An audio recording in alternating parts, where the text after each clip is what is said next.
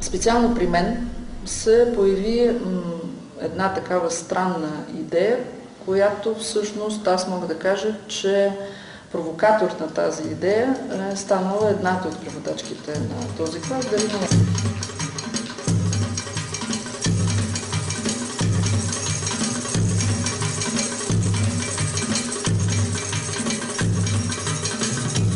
Език, който аз не го разбирах много добре и гледах как те превеждат и питах какво аджеба се случва, викам, а добре, защо само с ръце?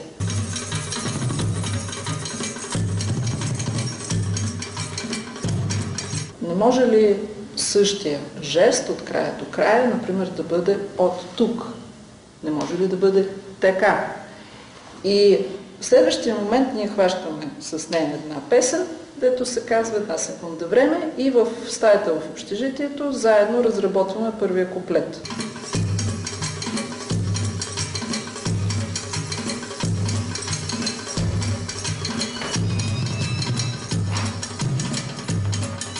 Отидохме заедно на час, двете бяхме много въодушевени, показваме това и гледаме как им блеснаха очите.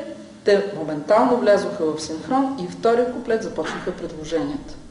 Че може да стане и така, и така, и така. За тях това е разговор. Те говорят с това нещо, т.е. това придобива смисъл.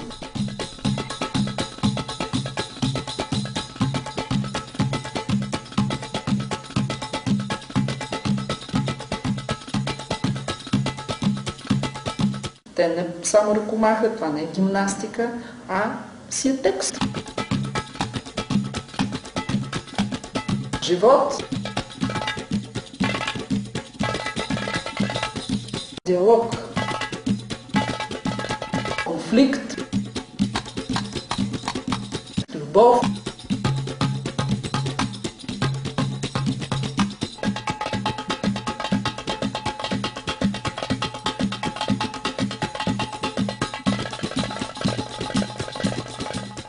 това е диалог. Диалог от жест. Само, че жест не с ръце, а жест с тяло. И ние по този начин си измисляме нов вид на театралното възпитание, вече при хора с увреден слух. Моля, няма нужда. Ти къде ме позверя, като си казал, ой, черпи, ой, какво да бъде, кимич. Шампанско! О, стой! Никой в надпис никога не ги е възприемал като нещо по-странно.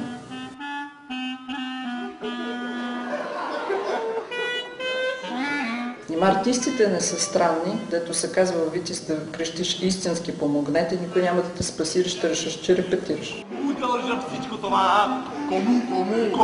Кому? На вас как кому? Чакайте, кимичи. Чакайте. Кому дължа всичко това? Да не бяхте вие, щях ли да видя нещо? Кой ме вкара сред хората? Кой ми отвори очите? Кимич. Вие.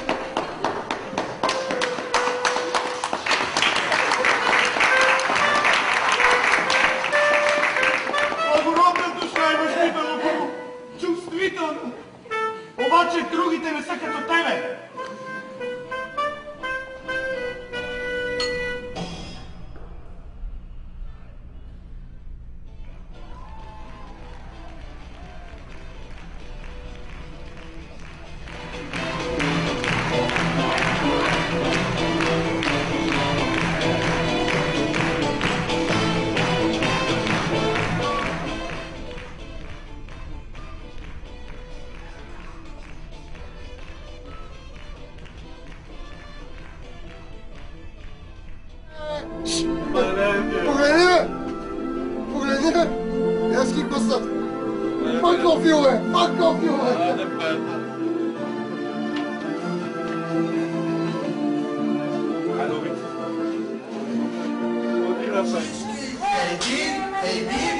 Всички корени.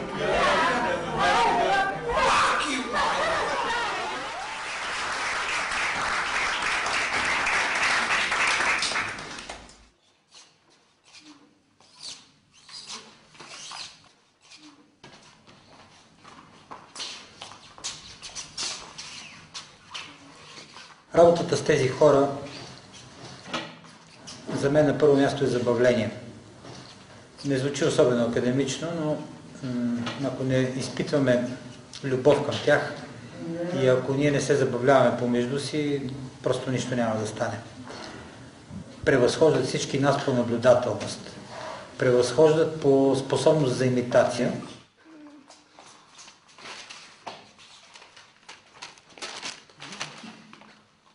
Това, което им липсва, са понятия и им липсва дълбочината на разбиране.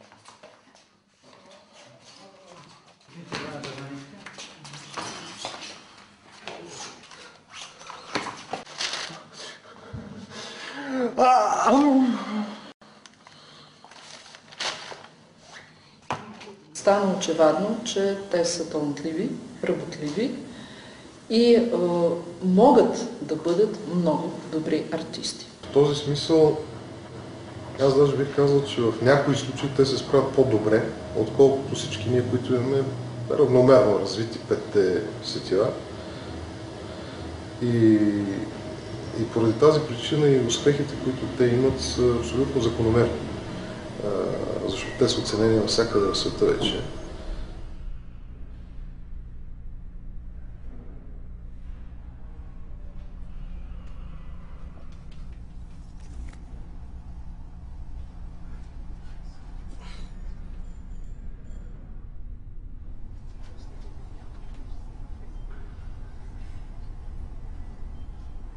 Нашите хора се научиха на тази въздушност. Аз винаги съм имал такова усещане, че азиатците нямат понятие за гравитация. Т.е. те като скачат, те някъде там се увисват във въздуха. И начинът, точно тази техника, тази философия, това отношение към света, те усетиха, което е естествено.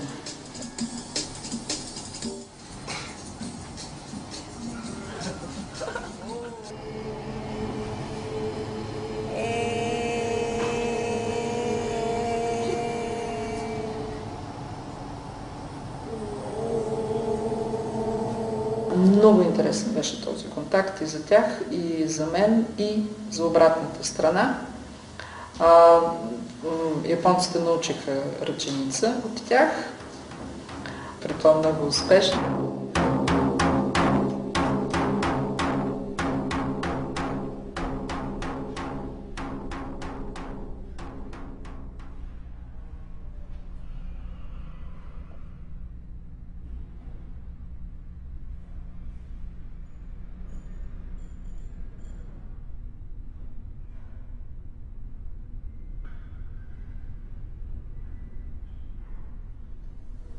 Какво трябва да убедят това общество? Обичайте. Значи каква сила на духа трябва да бъде пред тях? И аз тук се притеснявам дали ще издържат.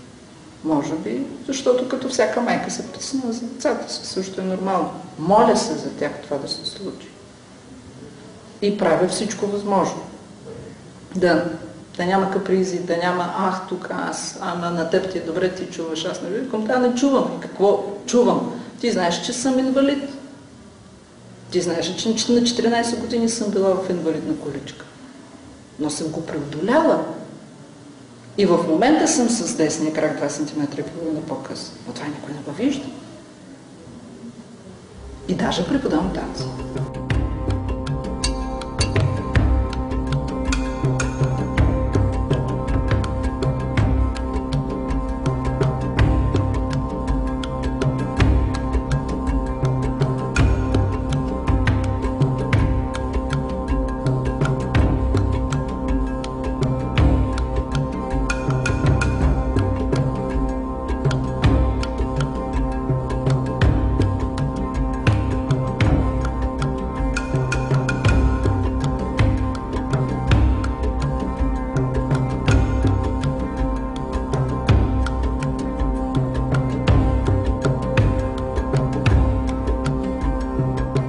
това тук, което се случва, това е уникално.